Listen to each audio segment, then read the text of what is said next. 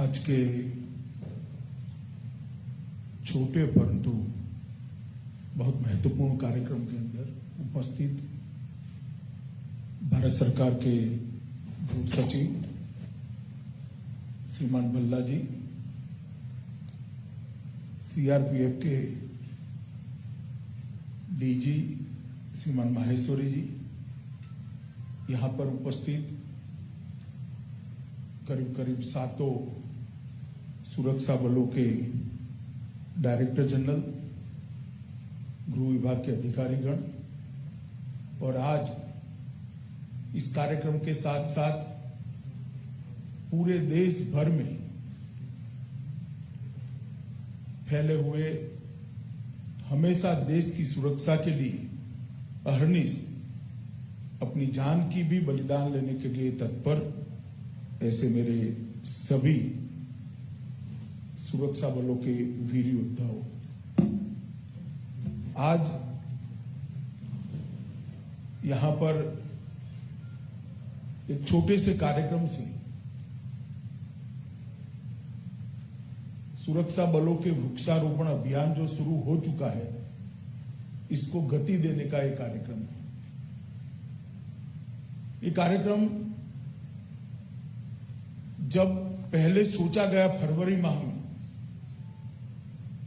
और मैंने बात रखी कि भाई जरा सभी सुरक्षा बलों से लक्ष्यांक मंगाया जाए कि कितने कितने वृक्ष वो लगा सकते हैं, इसको संभाल सकते हैं और पौधे को वृक्ष में परिवर्तित कर सकते हैं। तब बहुत कम लक्ष्यांक आया था, मगर मुझे मेरे सुरक्षा बलों के सभी जवानों की क्षमता पर पूरा भरोसा है।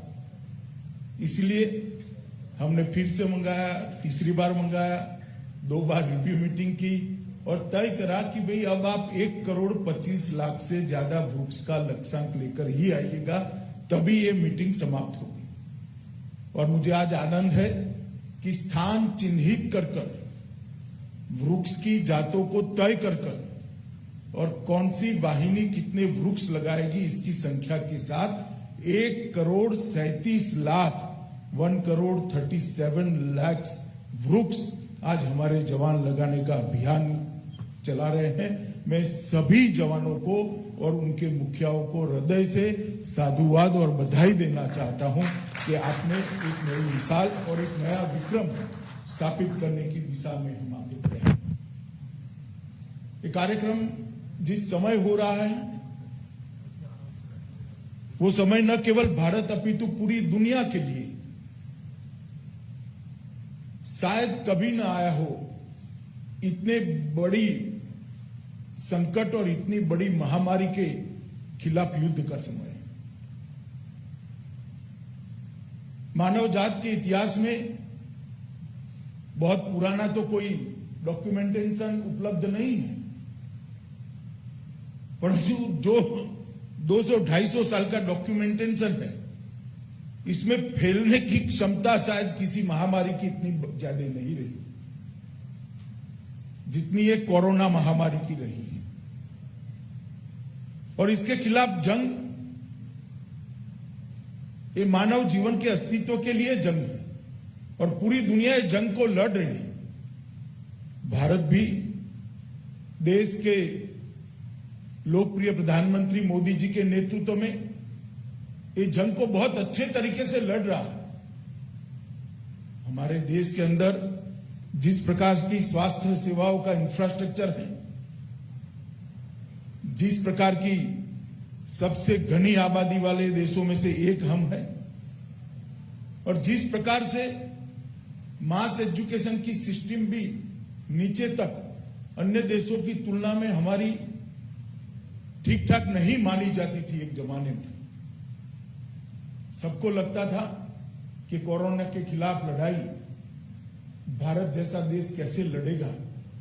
130 करोड़ की आबादी, फेडरल स्ट्रक्चर, कोई एक चेन ऑफ कमांड की व्यवस्था के अभाव में ये लड़ाई कैसे लड़ेंगे।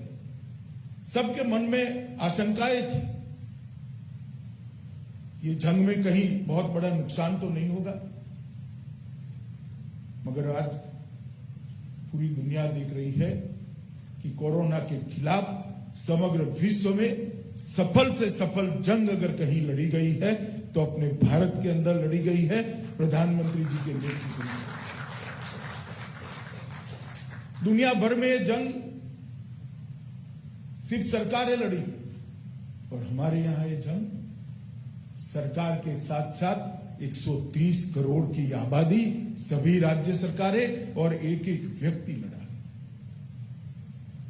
एक जन, एक मन, एक राष्ट्र की सूत्र को चरितार्थ करते हुए इस जंग में आज हम अच्छे मकाम पर खड़े हैं, डटकर लड़ रहे हैं। कहीं डर का माहौल नहीं है, इसके खिलाफ लड़ने का जज्बा है, इसको पराजित करने का एक उत्साह है। और मैं आज देश के गृह मंत्री के नाते बड़े गर्व के साथ कहना चाहता हूं कि भारत ये जो जंग लड़ रहा है इसमें हमारे सभी सुरक्षा बलों का भी बहुत बड़ा योगदान है, बहुत बड़ा योगदान है। इसको कोई नकार नहीं सकता। चाहे एयरपोर्ट हो, चाहे रेलवे स्टेशन हो, चाहे भीड़ भाड़ वाले इलाकों के अंदर हमारी सहायता मांगी गई हो राज्य सरकार द्वारा, चाहे लॉकडाउन का पूरा पालन कराने के लिए स्थानीय पुलिस ने हमें बुलाया हो, कहीं पर भी किसी भी आयु का, किसी भी वर्ग का, किसी भी सुरक्षा दल का हमारा जवान पीछे नहीं है। और आज मैं वो सभी कोरोना वॉरियर्स को इस मंच से सलाम करना चाहता हूं, उनकी हौसला अफजाई भी करना चाहता हूं कि आपने एक नया उदाहरण देश और दुनिया के सामने रखा है कि आप सिर्फ सुरक्षा की चिंता नहीं करते, आतंकवाद के खिलाफ सिर्फ लड़ना नहीं जानते, आप लोगों से कंधा मिलाकर कोरोना के खिलाफ भी लड़ाई इतनी मुस्तैदी के साथ लड़ रहे हैं। हमारे कई जवान, लगभग कई जवानों ने अपनी जान गंवाई। 31 से ज्यादा जवान कोरोना के कारण अकाल ही चले गए हम सबके बीच में से। सीआरपीएफ के भी 10 जवान इसमें अपनी जान का बलिदान दिए। मैंने लगभग सभी के परिवारजनों से बात करी है। मैं आज फिर से इस सार्वजनिक मंच से कहना चाहता हूं कि आपका ये बलिदान कभी भी व्यर्थ नहीं जाएगा। मानवता का इतिहास, कोरोना के खिलाफ जंग का इतिहास जब लिखा जाएगा, भारत के सुरक्षा बलों के बलिदान को सुवर्ण अक्षर से अंकित करना पड़ेगा।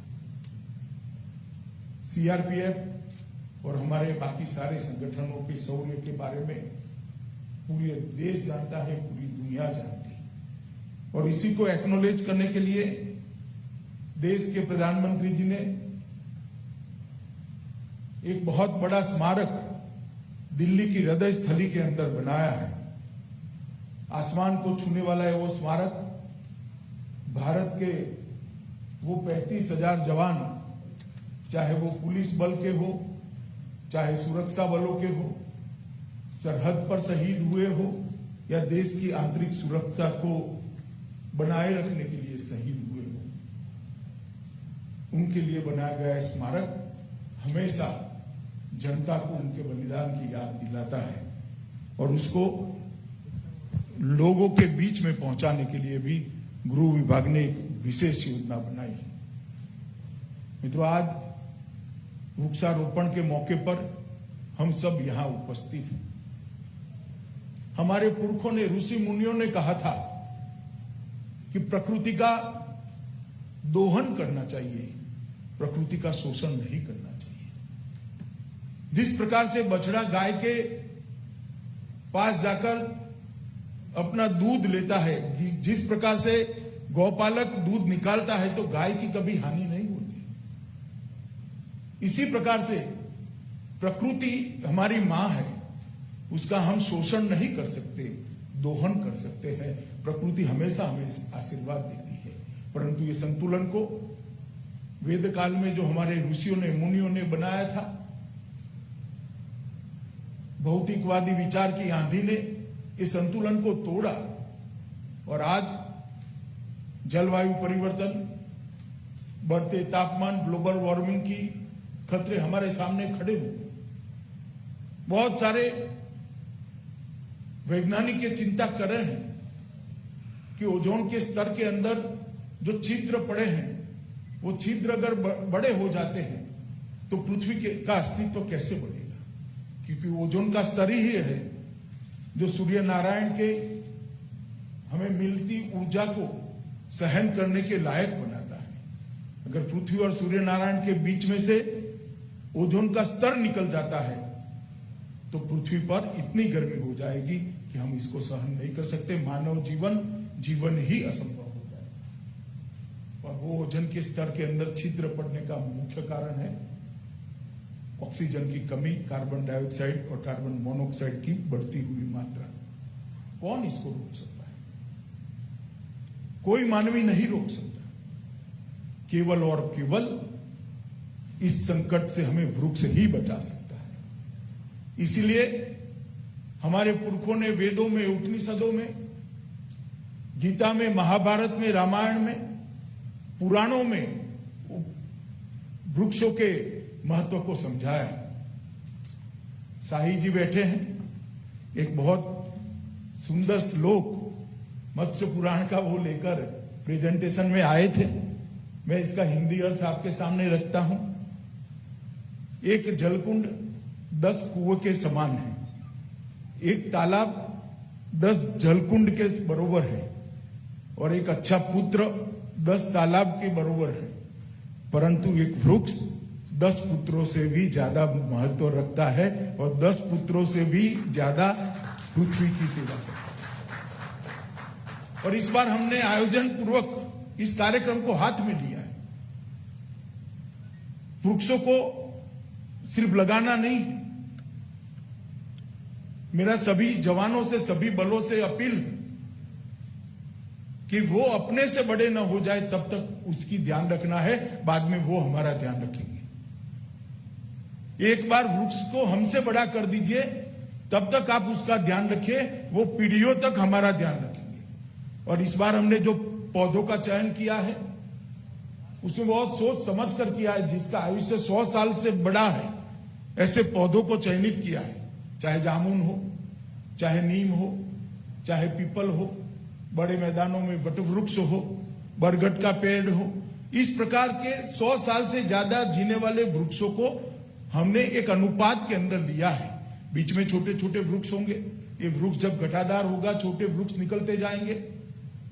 आज यहाँ पर जो सौर्य वन बनाया गया है, इसमें भी लंबे जीने वाले वृक्ष और पॉपुलर का एक सम्मिश्रण कर बनाया गया है।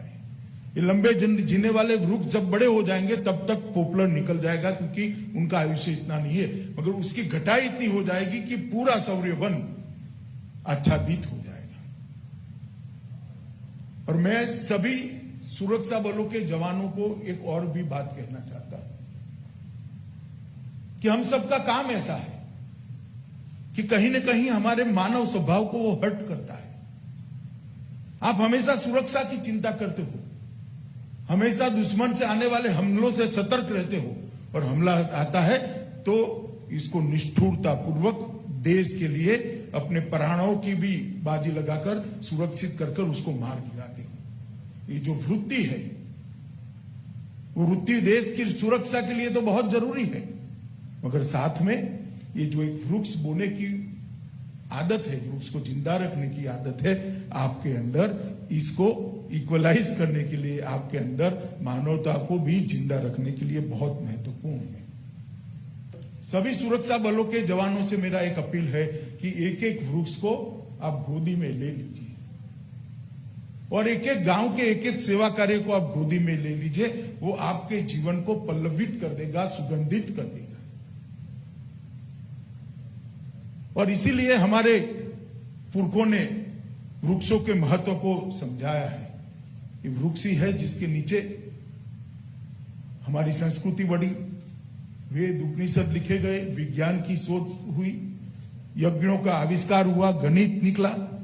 ये वृक्ष ही है जो हमें प्राण वायु देते हैं, प्राणवायु के बगैर शरीर की कल्पना भी नहीं की जा सकती। इसके लिए इसको प्राणवायु कहते हैं, जो प्राण का संरक्षण करते हैं।